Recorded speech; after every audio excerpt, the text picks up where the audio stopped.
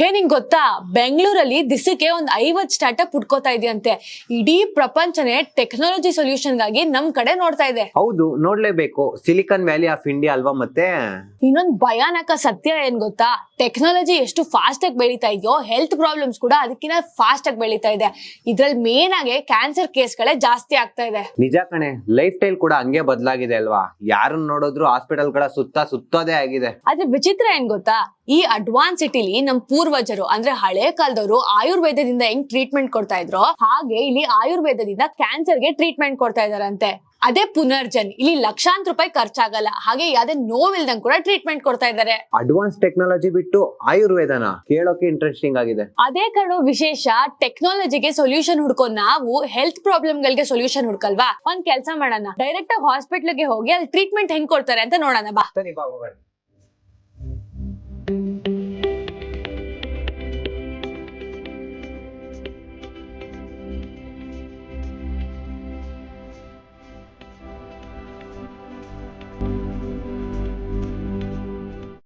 So ನಾವಿವಾಗ hospital ಒಳಗಡೆ ಬಂದಿದೀವಿ. ಒಳಗಡೆ ಹೋಗಿ ಪೇಷಂಟ್ಸ್ ಮತ್ತೆ ಡಾಕ್ಟರ್ ರಿವ್ಯೂನ ಕೇಳೋಣ ಬನ್ನಿ.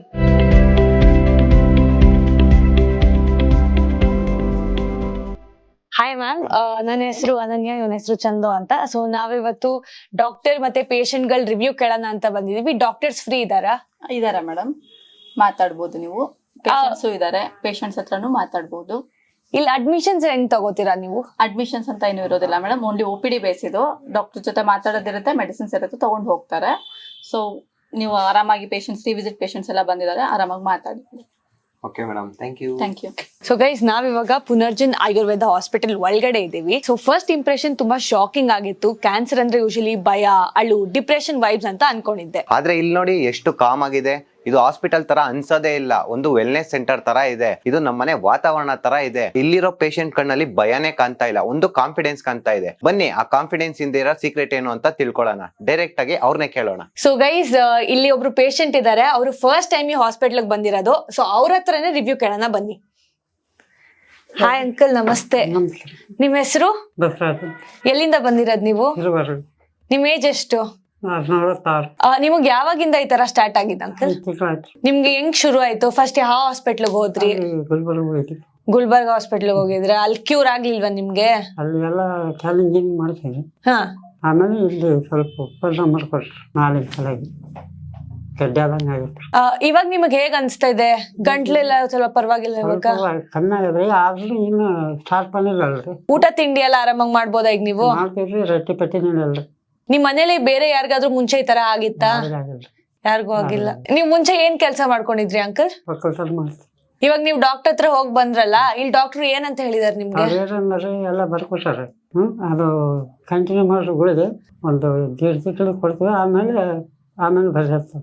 ನಿಮ್ಗೆಲ್ಲ ಓಕೆ ಅಂತ ಅನ್ಸ್ತಾ? ಪರವಾಗಿಲ್ವಾ ನಿಮ್ಗೀಗ? ಆದಷ್ಟು ಬೇಗ ಹುಷಾರಾಗಿ ಅಂಕಲ್, ನಮಗೂ ಅದೇ ಆಸೆ, ಆದಷ್ಟು ಬೇಗ ಹುಷಾರಾಗ್ರಿ ನೀವು. Thank you. ಹಾಯ್ ಮ್ಯಾಮ್, ನನ್ನ ಹೆಸರು ಅನನ್ಯ, ಇವನ ಹೆಸರು ಚಂದು. ಅಂಡ್ ನಮಗ್ ಸಿಕ್ಕಾಪಟ್ಟೆ ಕ್ವಶನ್ಸ್ ಇದೆ.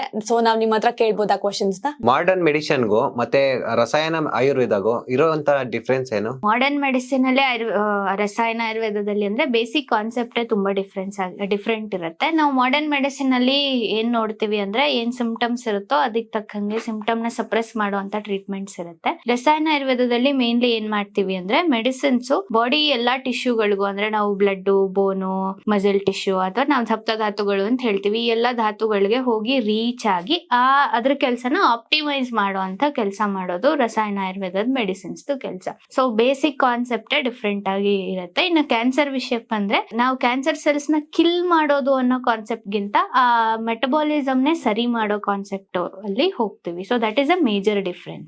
ಈಗ ಕೆಲವೊಂದ್ ಜನ ಕಿಮೋ ಟ್ರೀಟ್ಮೆಂಟ್ ಎಲ್ಲ ತಗೋತಾ ಇರ್ತಾರೆ. ಅವ್ರು ಇಲ್ಲಿ ಟ್ರೀಟ್ಮೆಂಟ್ ತಗೋಬೇಕಂದ್ರೆ ಅದನ್ನ ಸ್ಟಾಪ್ ಮಾಡ್ಬೇಕಾ ಅಥವಾ ಅದ್ರ ಜೊತೆಗೆ ಇದನ್ನು ತಗೋಬಹುದಾ ಅವರು? ಇದು ಬಂದ್ಬಿಟ್ಟು ಇಂಟಿಗ್ರೇಟಿವ್ ಟ್ರೀಟ್ಮೆಂಟ್ ಅಂತ ಹೇಳ್ತೀವಿ. ಇಂಟಿಗ್ರೇಟಿವ್ ಟ್ರೀಟ್ಮೆಂಟ್ ಅಂದ್ರೆ, ಸೊ ಯಾವ್ದೇ ತರ ಟ್ರೀಟ್ಮೆಂಟ್ ತಗೊಂತಿದ್ರು ಸಪೋರ್ಟಿವ್ ಆಗಿ ಬೇರೆ ಟ್ರೀಟ್ಮೆಂಟ್ ತಗೋಬಹುದು. ಸಪೋರ್ಟಿವ್ ಟ್ರೀಟ್ಮೆಂಟ್ ಅಂತ ಬಂದಾಗ ಇಲ್ಲಿ ಲೈಫ್ ಸ್ಟೈಲ್ ಮಾಡಿಫಿಕೇಶನ್ಸ್ ಬರುತ್ತೆ, ಮತ್ತೆ ರಿಜುವಿನೇಷನ್ ಥೆರಪಿ ಬರುತ್ತೆ, ರಸಾಯನ ಥೆರಪಿ ಬರುತ್ತೆ. ಸೊ ಇದು ಒನ್ ಆಫ್ ದ ರಸಾಯನ ಥೆರಪಿ ಅಂತ ಹೇಳ್ತೀವಿ. ಸೊ ಸಡನ್ ಆಗಿ ಅದನ್ನ ಸ್ಟಾಪ್ ಮಾಡಿ ಇದಕ್ಕೆ ಬರ್ಬೇಕು ಅಂತ ಇಲ್ಲ. ಸೊ ಗ್ರಾಜುವಲಿ ಅದನ್ನ ಕಮ್ಮಿ ಮಾಡಿಕೊಂಡು ಇದನ್ನ ಸ್ಟಾರ್ಟ್ ಮಾಡ್ಬೋದು. ಅಂಡ್ ಒನ್ ಮೋರ್ ಥಿಂಗ್, ಇಲ್ಲಿ ನಾವು ಪೆಟ್ CT ಸ್ಕ್ಯಾನ್ ಅಲ್ಲಿ ನೋಡ್ತೀವಿ. If in case SUV count ಏನಾದರೂ ಜಾಸ್ತಿ ಇದೆ ಅಂದಾಗ ನಾವು ಸೊ ಅದಕ್ಕೆ ಮಾಡರ್ನ್ ಥೆರಪಿ ಪ್ಲಸ್ ಈ ಥೆರಪಿನೂ ತಗೋಬೇಕು ಅಂತ ಹೇಳ್ತೀವಿ. ಈ ಹಾಸ್ಪಿಟಲ್ಗೆ ತುಂಬಾ ಸಕ್ಸಸ್ ರೇಟ್ ಇದೆ ಅಂತ ಕೇಳ್ಪಟ್ಟಿದ್ದೀನಿ. 4 ಸ್ಟೇಜ್ ಅಲ್ಲಿರೋ ಪೇಷಂಟ್ಗೂ ಇಲ್ಲಿ ಟ್ರೀಟ್ಮೆಂಟ್ ಕೊಡಿಸ್ಬೋದಾ? ಈ ಕ್ಯಾನ್ಸರ್ ಅಂತ ಒಂದ್ಸಲ ಬಂದ್ಮೇಲೆ ಅದು ಒಂದಷ್ಟು ಸ್ಪ್ರೆಡ್ ಆಗೋದ್ಮೇಲೆ ಅದ್ರಲ್ಲಿ 4 ಸ್ಟೇಜ್ ನೆಕ್ಸ್ಟ್ ಸ್ಟೇಜ್ ಅನ್ನೋದಕ್ಕಿಂತ ಹೆಚ್ಚಾಗಿ ಆ ಮನುಷ್ಯ ಎಷ್ಟು ನರಳ್ತಾ ಇದ್ದಾನೆ, ಅವನಿಗೆ ಎಷ್ಟು ನೋವಾಗ್ತಾ ಇದೆ ಅಂತ ತುಂಬಾ ಇಂಪಾರ್ಟೆಂಟ್ ಆಗುತ್ತೆ. ಸೊ ನಮ್ಮ ರಸಾಯನ ಮೆಡಿಸಿನ್ ಏನಾಗುತ್ತೆ ಅಂತಂದ್ರೆ ಆ ನರಳುವಿಕೆ, ಆ ನೋವನ್ನ ನಿಜವಲ್ಲೂ ತುಂಬಾ ಚೆನ್ನಾಗಿ ಕಡಿಮೆ ಮಾಡ್ಬೋದು. ಅದರಿಂದ ಅವ್ರು ಯಾವುದೇ ಸ್ಟೇಜ್ ಆಗಿದ್ರು ಕೂಡ ಅವ್ರ ಕ್ವಾಲಿಟಿ ಆಫ್ ಲೈಫ್ ಅಂತ ಹೇಳ್ತೀವಿ ಅದು ಇಂಪ್ರೂವ್ ಆಗೋದ್ರಿಂದ ನಿಜವಾಗ್ಲೂ ಅವರ ಒಂದು ಇರೋ ದಿನ ನಿಜವಾಗ್ಲೂ ತುಂಬಾ ಚೆನ್ನಾಗಿ ಊಟ ತಿಂಡಿ ಮಾಡ್ಕೊಂಡು ಓಡಾಡ್ತಾ ಒಂದು ಶಕ್ತಿಯುತವಾಗಿ ನನ್ಗೇನು ಇಲ್ಲ ಅನ್ನೋ ಅಂತಿದ್ರಲ್ಲಿ ನಿಜವಾಗ್ಲೂ ಇರ್ಬೋದು. ಪೇಷಂಟ್ಸ್ಗೆಲ್ಲ ಇರೋ ದೊಡ್ಡ ಭಯ ಅಂದ್ರೆ ನೋವು. ಸೊ ನಿಮ್ ಟ್ರೀಟ್ಮೆಂಟ್ ಇಂದ ಅವ್ರಿಗೆ ಎಷ್ಟು ಬೇಗ ಪೇನ್ ರಿಲೀಫ್ ಸಿಗ್ಬೋದು?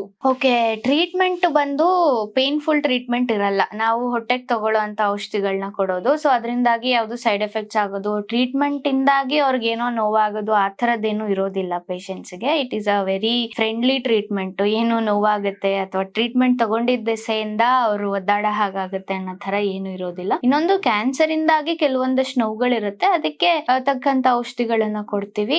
ಅವ್ರವ್ರದ ಪರಿಸ್ಥಿತಿಗೆ ತಕ್ಕಂಗೆ ರಿಸಲ್ಟ್ ಕಾಣ್ತಾ ಹೋಗ್ತಾರೆ. ಸೊ ಇವಾಗ ಕ್ಯಾನ್ಸರ್ ಬಂತು ಅಂತಂದ್ರೆ ಮತ್ತೆ ಮತ್ತೆ ಬರುತ್ತೆ ಅನ್ನೋದು ಎದುರುತ್ತಾರೆ. ಸೊ ಇಲ್ಲಿ ಟ್ರೀಟ್ಮೆಂಟ್ ತಗೊಂಡ್ರೆ ಮತ್ತೆ ಕ್ಯಾನ್ಸರ್ ಬರುವಂತ ಚಾನ್ಸಸ್ ಇರುತ್ತಾ? ಕ್ಯಾನ್ಸರ್ ಅಂದು ಒಂದ್ಸಲ ಬಂದ್ಮೇಲೆ ನಮ್ ದೇಹ ಯಾವಾಗ್ಲೂ ಅಂದ್ರೆ ಅಷ್ಟು ವೀಕ್ ಆಗಿದೆ ಅಂತಾನೆ ಅರ್ಥ, ನಮ್ಮ ಇಮ್ಯುನಿಟಿ ಸಿಸ್ಟಮ್ ಅಷ್ಟು ವೀಕ್ ಆಗಿದೆ ಅಂತಾನೆ ಅರ್ಥ. ಸೊ ಅದು ಮತ್ತೆ ಬರೋ ಚಾನ್ಸಸ್ ಖಂಡಿತ ಇದ್ದೇ ಇರುತ್ತೆ. ಸೊ ನಮ್ಮ ಮೆಡಿಸಿನ್ಸ್ ಇರೋದೇ ಇಮ್ಯುನಿಟಿ ಬೂಸ್ಟರ್ಸ್. ಸೊ ನಮ್ಮ ಇಮ್ಯುನಿಟಿ ಸಿಸ್ಟಮ್ನ ತುಂಬಾ ಚೆನ್ನಾಗಿ ಇಟ್ಕೊಂಡು ನಮ್ಮ ಆರೋಗ್ಯ, ನಮ್ಮ ಲೈಫ್ ಸ್ಟೈಲ್ ಎಲ್ಲ ತುಂಬಾ ಕರೆಕ್ಟಾಗಿ ಮೇಂಟೈನ್ ಮಾಡ್ತಾ ಇದ್ರೆ ನಿಜವಾಗ್ಲೂ ಅದನ್ನ ಆದಷ್ಟು ದೂರ ತಳ್ಬೋದು. ಲಾಸ್ಟ್ ಕ್ವಶನ್ ಏನಂದ್ರೆ, ಇಲ್ಲಿನ ಟ್ರೀಟ್ಮೆಂಟ್ ಕಾಸ್ಟ್ ಎಫೆಕ್ಟಿವ್ ಆಗಿ ಹೇಗಿದೆ? ಬೇರೆ ಟ್ರೀಟ್ಮೆಂಟ್ಸ್ಗೆ ಕಂಪೇರ್ ಮಾಡ್ಕೊಂಡ್ರೆ ಕಾಸ್ಟ್ ಎಫೆಕ್ಟಿವ್ ತುಂಬಾ ಕಮ್ಮಿ ಇರುತ್ತೆ, ಎಲ್ಲಾರ್ಗೂ ಅಫೋರ್ಡಬಲ್ ಆಗಿ ಇರುತ್ತೆ. ಸೊ ನಿಮ್ ಹತ್ರ ಮಾತಾಡಿ ತುಂಬಾ ಇನ್ಫಾರ್ಮೇಟಿವ್ ಅಂತ ಅನ್ಸ್ತು. Thank you so much. ನಮಸ್ತೆ. ನಿಜ ಹೇಳ್ಬೇಕಂದ್ರೆ ಒಳಗಡೆ ಹೋಗ್ಬೇಕಾದ್ರೆ ಇದ್ದಿದ್ ಭಯ, ಡೌಟ್ಸ್ ಇವಾಗ ಒಂದ್ ಚೂರು ಇಲ್ಲ. ಇವಾಗ ಫುಲ್ ಕ್ಲಾರಿಟಿ ಸಿಕ್ಕಿದೆ. ಹೌದು ಗೈಸ್, ಮೇನ್ ಆಗಿ ಪೇಷಂಟ್ಸ್ ನ ನೋಡಿದ್ಮೇಲೆ ನಿಜವಾಗ್ಲೂ ಮಿರಾಕಲ್ಲೇ ಅನ್ಸ್ಬಿಡ್ತು. ಅದು ಮಿರಾಕಲ್ ಅಲ್ಲ, ರಸಾಯನ ಆಯುರ್ವೇದಿಕ್ ಪವರ್. ಇದು ಗೆಡ್ಡೆ ಮಾತ್ರ ಕರಗಿಸಲ್ಲ, ಇಮ್ಯುನಿಟಿ ಪವರ್ ನ ಇನ್ಕ್ರೀಸ್ ಮಾಡಿ ಕ್ಯಾನ್ಸರ್ ರೂಟ್ ಕಾಸ್ ನ ಕಂಡಿಡ್ದು ಅದ್ ಮತ್ತೆ ಬರ್ದಿರೋ ತರ ಅವಾಯ್ಡ್ ಮಾಡುತ್ತೆ. ಕರೆಕ್ಟ್. ಇನ್ನೊಂದ್ ವಿಷಯ, ತುಂಬಾ ಜನಕ್ಕೆ ಇಂಗ್ಲಿಷ್ ಮೆಡಿಸಿನ್ ನ ನಿಲ್ಸೋದಕ್ಕೆ ಭಯ ಇರುತ್ತೆ ಅಲ್ವಾ? ಹೌದು, ಡಾಕ್ಟರ್ ಅಲ್ಲಿ ಎಷ್ಟು ಕ್ಲಿಯರ್ ಆಗಿ ಹೇಳಿದಾರಲ್ವಾ, ಇದು ಇಂಟಿಗ್ರೇಟೆಡ್ ಟ್ರೀಟ್ಮೆಂಟ್ ಅಂತ. ಇದನ್ನ ನಾವು ಕೀಮೋ ತಗೋಬಹುದು. ಇದರಿಂದ ಯಾವ್ದೇ ರೀತಿ ಸೈಡ್ ಎಫೆಕ್ಟ್ಸ್ ಇರಲ್ಲ. ಹಾಗೆ ಮನುಷ್ಯರು ಬೇಗ ಗುಣ ಆಗ್ತಾರೆ. ಇದು ನಮ್ಮಂತವ್ರಿಗೆ ಎಷ್ಟು ದೊಡ್ಡ ರಿಲೀಫ್ ಅಲ್ವಾ?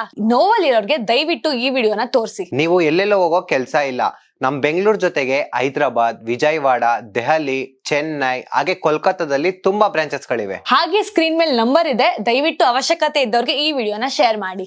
ಪ್ಲೀಸ್ ಶೇರ್ ಮಾಡಿ. ಪುನರ್ಜನ್ ಶಕ್ತಿ, ಕ್ಯಾನ್ಸರ್ ಗಳಿಗೆ ಮುಕ್ತಿ. ಆರೋಗ್ಯ ನಮ್ಮ ಕೈಲಿದೆ. ಲೇಟ್ ಮಾಡಬೇಡಿ. Thank you.